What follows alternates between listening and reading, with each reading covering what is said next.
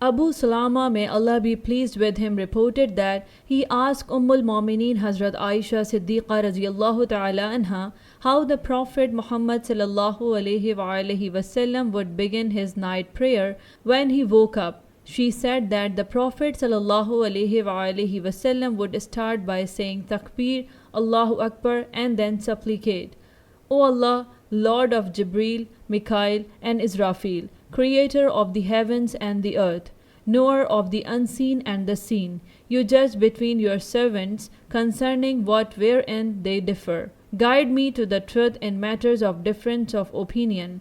By your permission, verily, you guide whom you will to the straight path.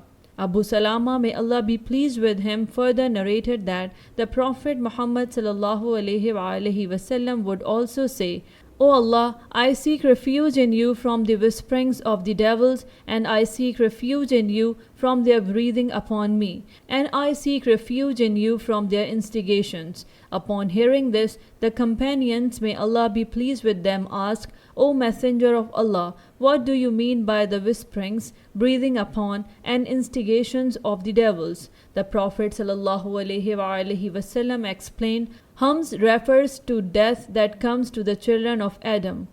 Naqf refers to poetry, shair. Musnad Ahmad Hadith number 24112.